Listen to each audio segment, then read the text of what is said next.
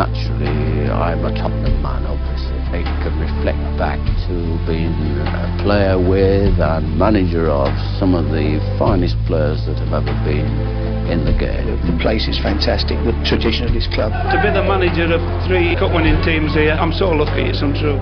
Hotspur America podcast, airing every week during the English Premier League season. What a glory, glory night at White Hart Lane. This great and historic football club. Joyful night down the Tottenham High Road. Hotspur America, the original US-based podcast dedicated solely to Tottenham Hotspur Football Club. Gascoigne going to have a crack? He is, you know. Oh, I say! Schoolboy's own stuff. I hate Arsenal, just hate them. Oh, what a goal! Unbelievable! Wow, this is incredible. We're the Yids in America. This is there to tap in. What a fantastic run. He scored! And it's turned home. Eric Dyer. This is your Hotspur America. Hotspur America podcast. This is Ken. I'm here with Sam and Simon. Simon, how are you, man? Well, it's kind of weird. I had this strange dream last night that we spent 2 hours recording a podcast with Brad Friedel. Then I woke up. Fortunately, I wasn't in a shower with Victoria Principal. These bastards. Was this supposed to be Morgan? Did we actually record with Brad Friedel yesterday? Oh, no. No, we didn't record. We talked with Brad. Show, but we didn't record it. No. How you doing, Ken? Sam, you got anything? Because I got nothing. I got nothing. No, I've gone through the I've gone through the highest of highs. You know, the transition from walking out of this little office that you know I record my bit in, and holding my hands up triumphantly in the air, looking at my wife. You did that as well. Say my name, you know, and just I don't think I can think of a few times in my life where I felt as victorious as after that recording and touched, right, because it was amazing.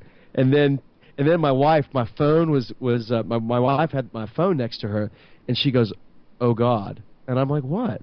And then Ken's text was on the face of my phone. She goes, "I think you may want to look at this," and I'm like, "What?" And I see it, and he's like, I think he says something like, "I'm freaking out. I can't find the recording," and I'm like, he's got to be having me on here. And the rest is history, literally. You know, at least you two had the moment where you got to get up and raise your arms. I knew instantly when that little frickin' box didn't pop up that said your recording is now complete that there was a problem. What did that feel like? Like the sickest feeling in the world. Like I didn't know what to think. Because I sat there and I just stared at the corner. For those of you that don't know, I have this little MP3 Skype recorder program that records conversations on Skype. That's how we do the podcast. Listen, Dallas is a huge city, so it's like being on 3 different parts of London for those of you over there, and you just it's just not conceivable to get everybody together, especially when we're going to have a guest from overseas anyway. And we're poor. Yeah, and we're poor. And so when I got this recorder, you don't really see it on the screen, you know, bouncing lines back and forth, letting you know that everything's running smoothly. We started the recording about maybe 5 minutes before we actually started the beginning of the podcast, just finishing out some niceties, kind of letting Brad know what we were going to talk about. He was just giving us some insight on himself, and we were giving him some background on us. And then I got booted from the call. You get a little disconnect thing, we're retrying. Well, I'm looking down in the bottom right-hand corner, and I can see that Skype is still running as it's trying to retry to get me into the conversation. So I call Sam, and he says, "Hey, no, we're all still here. Just rejoin that same group call." So I do that. But nothing ever popped up to tell me that the recording finished. And when I look down at the bottom, it's running at like 6 minutes, 6.5 minutes, and counting up time per normal. So I'm thinking the Skype recorder is still going. It was not.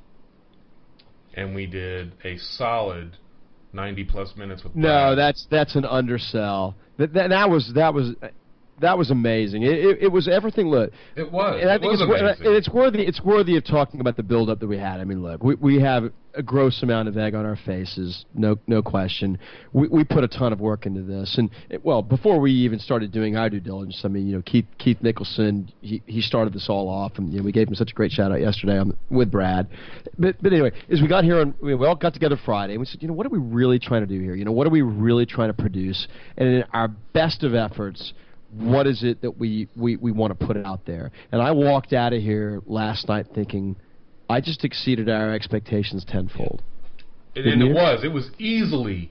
Listen, we have a lot of really wonderful listeners out there that tell us every week, you guys are doing a phenomenal job. I'm going to be blunt and honest with all of you right now, and including my two co-hosts. I don't see it. And maybe it's because I'm one that's doing this, and I just don't think it's that big of a deal.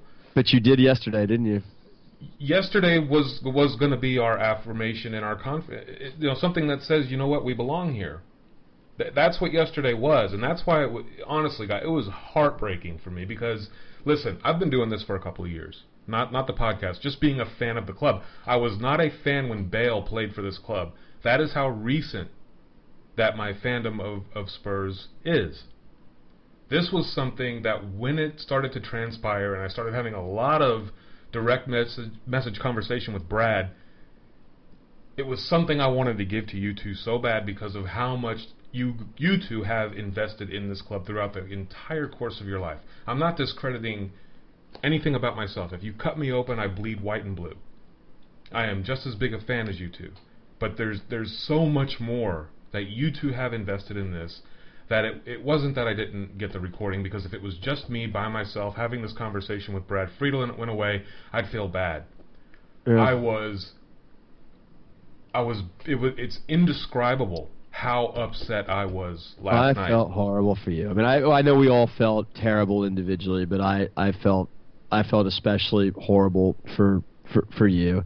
I mean, I think the thing, one of the things we pointed out on Friday is we re-recognized, if you will, that we're nobodies, right? I mean, we're just supporters. We love this club, and we are. And we wanted, and we wanted to bring a fan's approach to, frankly, I mean, he's a legend, and if you thought that before, it was absolutely affirmed after spending 2 hours. He's an absolute legend.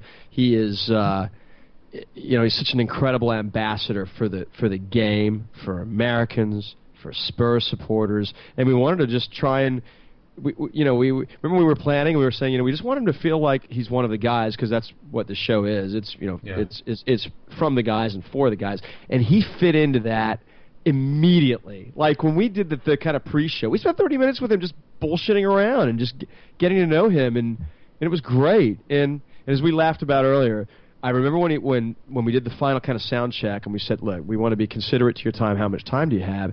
And he said, well, look, it's 6:30 London time. Let's just kind of see how it goes. And we're thinking, oh, shit, that's 40 minutes. We've got 2 hours of stuff to talk about. Yeah, because he said about 7 o'clock my time. Yeah. Let's see where we're at. And we finished an hour and a half later, and we were the ones that were really pressing to finish because we were kind of embarrassed thinking that we had taken up all his time, and I think he would have gone for another half hour. So, Simon, what'd you take away from that?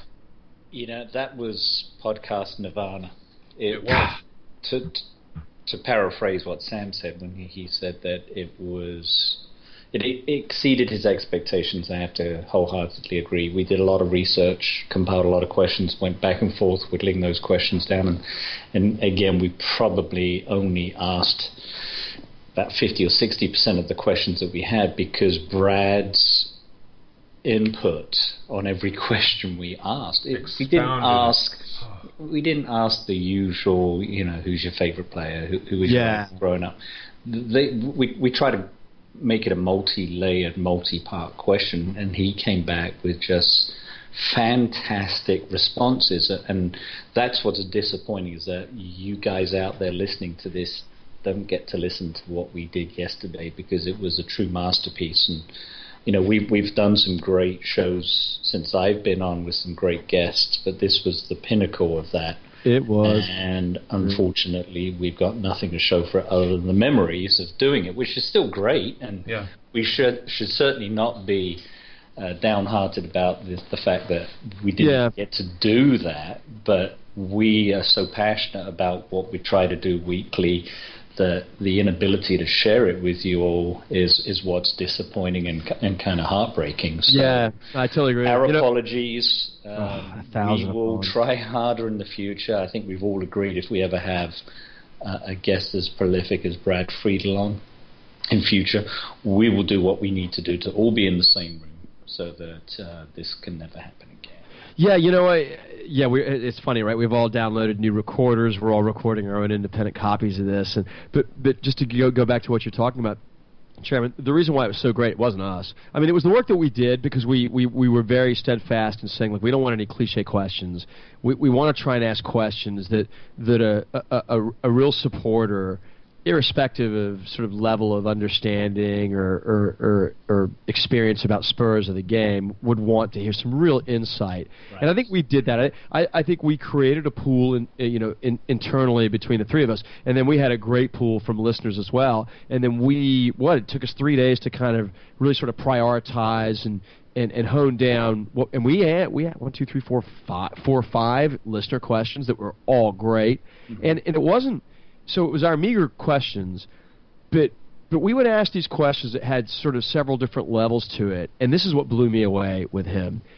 You could ask him a question that had 3 sub-questions in it. He answered every inch of that question. So he'd have a long answer. Let's say you asked a question that had sort of 3 parts to it. He would answer the first part in such a intelligent way, then the second, and you thought, he's going to forget about the third, right? Because he's talked for 5 minutes on these 2 parts, and then he just every time there wasn't one question that he didn't completely and if he wasn't such a great individual, a great human being, it'd probably make this less bitter to swallow.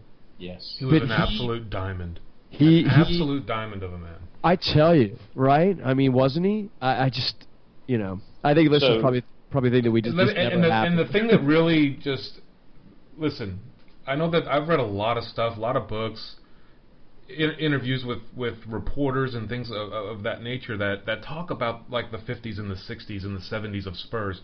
They would come back from, playing at Hull or at Norwich or wherever it was, and they would get back from the bus and they'd end up in the pub with the fans talking about the game. We know that doesn't happen anymore in professional sports. But I can assure you, especially for those of you in England, in Great Britain, and wherever else that you're listening that's not in the United States, if I were to have one day decided I wanted to do a podcast about baseball, American football, basketball, ice hockey, there is no way in hell I would ever have a current player or be able to get a current player and quite frankly a former player on a little public podcast that's done by fans.